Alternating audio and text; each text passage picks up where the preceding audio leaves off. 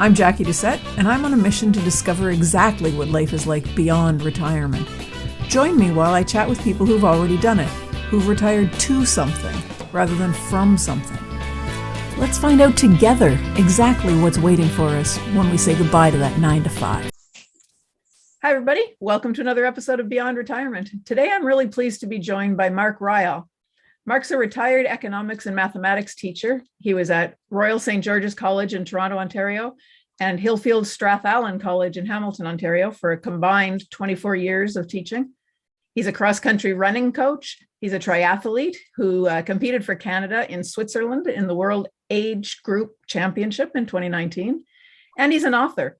So we're going to get into all of those things a little bit more. So I'm not going to go into them any further now. I'm just going to say, welcome, Mark. Thanks for joining me.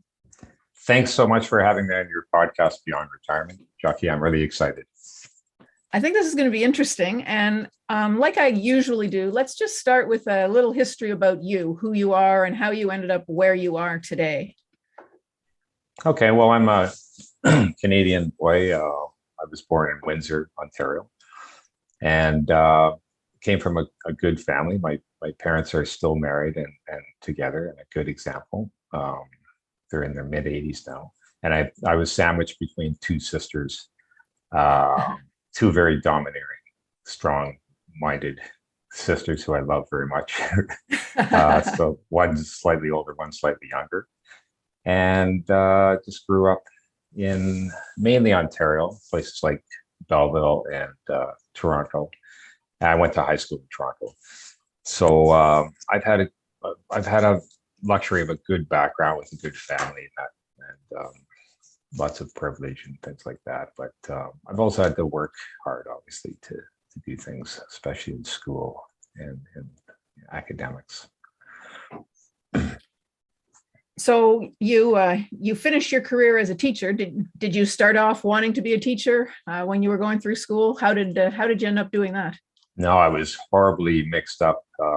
So if you have any listeners out there who can relate to this, I had no idea. If you had told me I would be a teacher, and I guess we'll be discussing writing a book or an author, back then, I'd say you're crazy. I was sort of into science and math, and I was headed into engineering. And that's what I was going to do, and everybody knew it. I was a good student. I always loved studying and working, and always did my homework.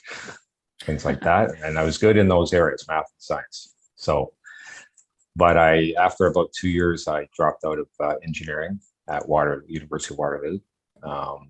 I was actually the top student when I withdrew. And I remember talking to the chair of the department, and he said, "Mark, what are you doing?" He's like almost going to pull my ears. You know how you pull somebody's ear. "What are you doing?" You know.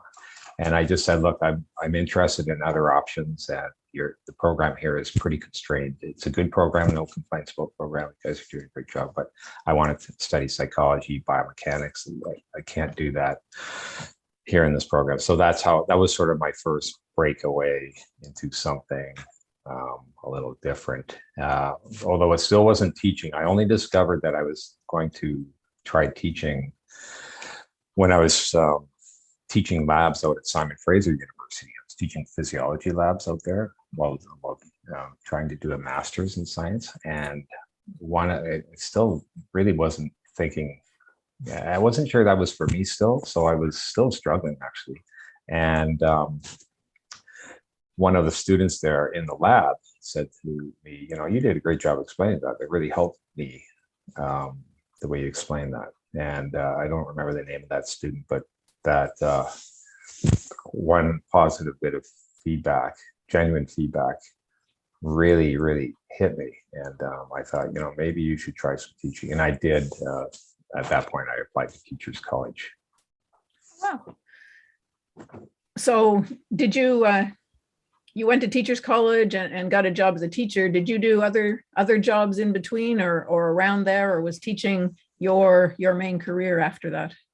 It was, I started teaching and I taught for about 4 years. And then I just got this itch to go back to school. So I did a doctorate in educational finance. And that was great. That was an awesome experience.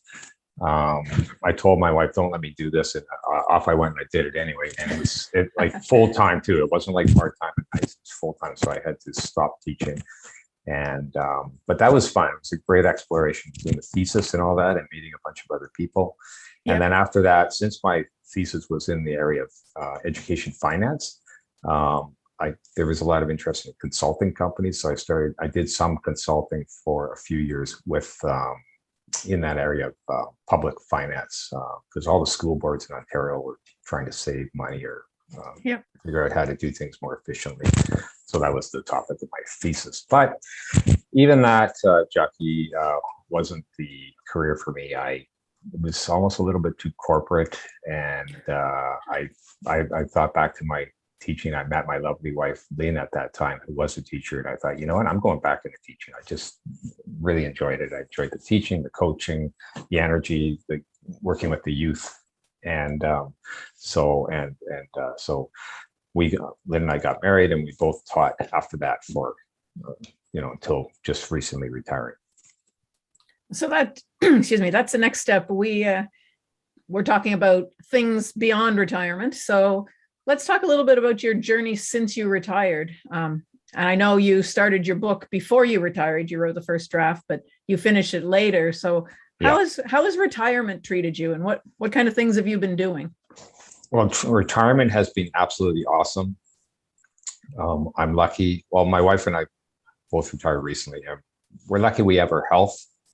Financially, we're fine, so that's good. So when you're in that situation, you can devote your energy to your interests, right? So I had started this book many years ago, but I never really got around to publishing it. I reached out to a few publishers, but nobody would even answer my email. So it's very difficult in science fiction if you're not an author before and whatnot. So I understood that. I said, okay, that's cool. But I still had this book on genetic engineering and aging. And I thought, in fact, the topic became even more of a hot topic, top of mind with people, genetic engineering these days, and than it was several years ago when I was trying to publish this book. So I thought, you know what? Actually, it was my wife's idea. She always has the good idea. She said, why don't you dust that off? COVID is hit, you're stuck at home, dust it off and make that your project. And that was a great idea because I had the time and I had the basics of a pretty good story. It's fiction, but it's speculative fiction. So it was really meant to try to predict the actual future in 50 to 100 years through the lives of some characters and through the science of genetic engineering. So I did work for about 6 months or so updating that book. And that was my first retirement project. And it was great. It gave me something really focused to do. And I then self-published it. I didn't even reach out to any publishers because that's another thing that's changed a lot these days is you can self-publish and do these podcasts and things like that to promote get the message out and promote your work. So that happened about a year ago. And I'm now just about to come out with a second book, which will be on the coaching and running side of things and nonfiction. But that first book was my first big project. Yeah. And so let's your first book is fiction. It's science fiction, and your second book is nonfiction. Do you think there's going to be any difference in the difficulty that you have writing it, and maybe the difficulty you have in promoting and publishing the two of them? Yeah, they're both tough. I mean, it's the hardest part is the editing and the writing. I mean, I don't mind the creating and putting the ideas down, and I don't mind the after part where you go into social media and try to promote it. But it's that editing, the actual grind of, is this sentence right? Is this paragraph make sense? Are these chapters in the right order? All that stuff. And I'd encourage any readers who, by the way, I encourage anybody out there to give this a shot because I never thought I would ever be a writer. Never thought, and it's been a great experience. So you don't have to think of it as, oh, okay, I'm going to try to write a bestseller because that's probably not going to happen, right? I've only sold, let's say, a few hundred copies of this first book, which isn't bad. But that's not bad. That's great. But you could have something on your mind that like my second book, for example, it's more of a biographical thing about my daughter and I running, which is a wonderful thing that two generations running together and training and cheering each other on and actually training together. And so that I'm not expecting that book to, be sell hundreds of thousands, but it's going to be a wonderful treasure for our family, more like almost a autobiography. She's doing the forward to the book, but she's provided a lot of feedback into the book, and we have some great stories in there and memories, and it's that whole intergenerational bonding thing. And it made my fathering experience so much richer, being able to run with my daughter. And the irony of it all is she got me into the running. That's the start of chapter 1 of the book. Is she went out when she was 8 years old, tried to run around the block, and wanted us to time her. We're like, what do you? Well, 8-year-olds don't do this. Don't you play soccer or something? And so I had to go out and start running with her because she had this inner urge to run and eventually compete. And she got me into running. So that's the sort of the hook for the book. And it's just, any reader, all the listeners out there of yours probably have these stories and memories and things that they may want to try to self-publish. And then other family members and friends, and maybe people interested in the activity like runners or whatever, could then have access to that, to what I think would be a treasure. Mm-hmm. Yeah, I think that's a great post-retirement kind of project as well, because you've got the time, you've done the life. That's the time to be writing down all those stories. Exactly. Yeah, you've got those memories, and then you can make them permanent. So even after you die, those stories are still accessible and will live on. It's like a piece of art or something. So I'm really interested in Age-Decoded, actually, because genetic engineering is something that I was interested in, as I went through school, and it's just kind of fascinating to think that people can actually, pull things off of our genes and plug them in somewhere else and make something completely different. When you were starting to write it, you called it speculative fiction. So you're kind of trying to look at what things are going to be like in 100 years or 150 years. That's right. Did you have any kind of, hopes or aspirations about what the book might do to the people who read it, in terms of, making them think more seriously or more critically about the way things are going as we move along into that future? Yeah. So my purpose was just to educate people about this, because I do think it is a huge frontier, and this microbiology or the micro frontier on the biological front, which includes genetic engineering, is a huge frontier, and the implications of this technology will be incredible. Similar to maybe what happened with information technology. Mm-hmm. Decades ago, and now it's still progressing and impacting our lives so profoundly. Or similar to nuclear technology, which has had its negatives, but also its positives.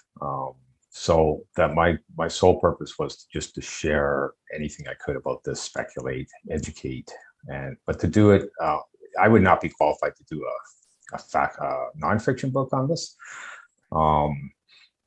And in fact, I was a bit petrified when I put out the fiction book on this, because I'm thinking, like, is this gonna hold at all? Like, because I wasn't trying to be on another planet, be fantasy type fiction. I was actually trying to keep it as realistic as possible and try to predict what's New York going to be like, in New Orleans and these places. And those are the two locales in a couple hundred years. It's 50 to 200 years. That's what this book stretches across. So you really have to think about things like, is there a subway in New York still? How old will people live if genetic engineering is used? And also if it's offered, if immortality is offered, in my book, it's offered for free, would everybody go for it? It's so tempting and tantalizing, right? And then and most people do go for it. So then, okay, what are the implications when they start reversing aging, which starts happening later, that second invention in my book about aging, using genetic engineering. So that was my intention, to educate, use the characters, make a story out of it. But I was petrified because there's a lot of science in there, especially early on, that sort of lays the groundwork. And I'm not a geneticist, or some people call them genomicist, but I did try to learn as much as I could. And so far, actually, over the year, nothing hasn't held up, but that's only 1 year, right? And in fact, so many other developments have happened in genetic engineering. We're still sort of pointing to the same massive upheaval that's going to happen. Yeah. Yeah, that's really interesting.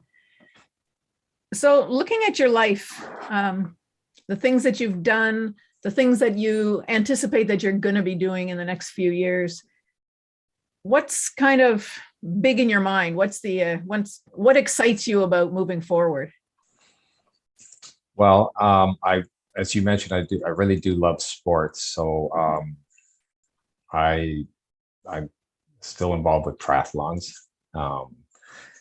Now, another nice thing about retirement, or being an older person, if you do like sports, you can still find venues where age is sort of factored in. So, for example, triathlon, I don't compete against the young bucks who are 25 years old or anything, or professionals. I'm in the 60 to 65-year-old category, and we know each other pretty well, our fellow competitors, and that's sort of fair that there's a 5-year age group there. Although these 61-year-olds the 65-year-olds always say that the guys 4 years younger than them have such a big advantage in 4 years. They can actually feel that 4 years, but still, it's pretty fair. And then I also play golf, and then snooker. Snooker is a good example too. I'm in a group that's in the 50 plus masters snooker group. So again, we're sort of bonding as older people. And those are sports too, where you don't really drop off much, like in snooker. These guys, I got my, sorry to use the term, but my ass kicked by a 75-year-old the other day. He's just an amazing player. And, he sees well, he holds the cue well, and he's viciously accurate. And 75 years old. That's a sport. Maybe people can find new sports. Like I just started playing snooker a couple of years ago. Golf's another sport where you can play, as long as you're reasonably healthy. And the triathlon's tough, but at least we have our age group. So for me, sports is going to be a big thing, but I'm also would like to write about them. Maybe I'm thinking of doing a humorous third book on snooker and golf, because they seem almost like, having played them both, and almost everybody I play snooker with plays golf, and everybody plays golf with, like, they seem to be almost the same sport, one and the same. They're both very psychological and very, it seems so simple. There's the ball, right? Go put it in the hole, right? But it seems so simple. Nobody's trying to tackle you. You're not off balance. Everybody's quiet, waiting for your shot. But it's tantalizing. It seems so tantalizing simple, but it's very complex and fun. So I'm thinking of doing a humorous book on the connection between those two crazy sports. It's funny. A lot of people that I know play golf. I'm not one of them. I'll do mini golf once in a while, but right. I tell everybody who asks me, I tell them the story of my very favorite comic strip about golf. It's the BC comic strip with the old cavemen people. Yes. And the fat broad is, holding on to a club, and she's talking to the other, one of the other guys, and he's trying to explain golf to her, and she looks at him and she looks at the club and she says, so the idea is to hit the ball as few times as possible, right? Yeah. And he goes, yeah, you've got it. So she hands him the club and says, why hit it at all? Yeah, that's right. Yeah. I just can't fathom wanting to go out and do something that I know I'm going to be frustrated at from the word go. Yeah. So I would love to walk around. Walking on the course, that's great. Yeah. So any listeners out there, if maybe try something different too. Try a sport, try a new activity or sport, and you'll meet a different crew of people too associated with it. So even immerse yourself in a different subculture, and it can be really enlivening. And it's never too late to try something different like that too. So snooker's my example. And yeah, that's a good choice too. A little bit of hand-eye coordination necessary, a little bit of knowledge about physics, that kind of thing. But anybody can learn it. Yeah, and that's it. So there's a quote I've from Helen Keller, and she said something to the effect of that security is just a superstition. And I love that, because in retirement, it's easy to maybe settle down and do so much that you could hide away, right, a little bit, and retract and think, well, this is, well, what can I do? What should I do? Whatever. But so in any of these ventures, I don't think you want to be too secure in retirement. It's nice to have some financial security, obviously, but I don't think you want to be too secure. Otherwise, you're maybe going to stagnate. So try some different things. Yeah, exactly. Give it a shot. You'll have fun. A lot of people say, as you get older, your sandbox gets a little smaller. You're not quite as willing to take chances, and this is the time to do it. Go out and try something new. Yeah. You've got all the experience behind you, so that even if you're not good at it, so what? Yeah, try something new, or at least expand on something you want to do before. So, like, for example, my wife taught art for 30 years, but because teaching took a lot of energy, and commitment. So it wasn't like she could spend much time creating her own art. But ever since she's retired, she's taken advantage of it completely. She's just gone nuts producing art. She's got a studio. She's developed a really nice website. She's expanding her self. She's in a couple galleries now, and she's doing a lot of shows, special shows, gets invites and all that. So she's really, really taken off on the art scene, because she never really had the time to devote to that wonderful. It's not even a hobby, right? It's a calling, and it's great for her. And that's it. When you get a chance, when you finally sit down and just let yourself be quiet for a minute, you can come up with all sorts of things that maybe way back when you were a kid you thought would be really great to try, and you never got a chance. And now's the perfect time. Yeah, exactly. So you can almost expand the sandbox, or at least explore it more. Yeah, exactly. So yeah. So you mentioned your wife, and you both retired around the same time. Did that cause any kind of friction in your home or anything like that? You're both on top of each other all the time. You're in each other's hair, or did it go really well? Well, we have had a little bit of that inevitable COVID. What would you call it? Cabin fever thing, where you're with each other a lot more. So I think a lot of people have found that very interesting and challenging, right? So, but because we have a lot of activities, that's helped too. So we give each other lots of independence, and that's made all the difference. So, yeah, perfect. So, if people wanted to talk to you about the things that you're doing and how you got involved in them, or talk to you about coaching cross country, or about your book, how would they reach you? Well, probably the best way would be through, I can provide you with a Gmail if you want at the end, but I guess to find out about the book, they can go to Amazon, just type in the title of the book. You'll probably have a link for that. Yep, I will.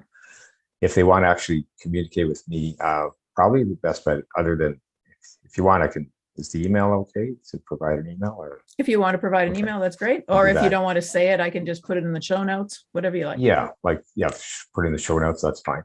I have a presence on Quora too, where they can send me a message. Quora is a platform where you can just let ask people questions. So I've had a lot of fun with Quora, answering, making funny or sometimes serious answers to questions. A lot of people ask about longevity and immortality on there, and some people ask about writing. But I have a lot of quippy, funny stuff. So you can message people on Quora. If they just type in my name, Mark Ryall, Quora, it'll take them to my site, and then they can send a message that way too. Yeah. Oh, that's a good idea, because then we can find out a little bit more about you and the kind of way your brain works, all that sort of thing. Yes. Awesome. Is there anything that you would specifically like to tell the listeners about you, about your book, about anything at all? I would just encourage people to be open to allow their genuine selves to blossom, no matter how old they are, and to continue. Another way is to continue listening to shows like this podcast that celebrate retirement and that show what a treasure it is being an older person, being post full-time work. That's a treasure, and so I'd encourage readers, sorry, listeners to continue, listening to podcasts and allowing their genuine selves to expand in this great part of their life. Perfect. Well, thank you very much, Mark. It's been a pleasure talking with you. I wish you the best of luck with your next book. And the third one, the humorous one on golf and snooker. That'll be great. Thank you so much for being here. Thanks for hosting me, Jack. Okay, thanks. Yeah, it's been great. And that's it for this episode of Beyond Retirement. Thank you so much for hanging out with me. I hope you enjoyed it. Are you ready to start rocking your retirement?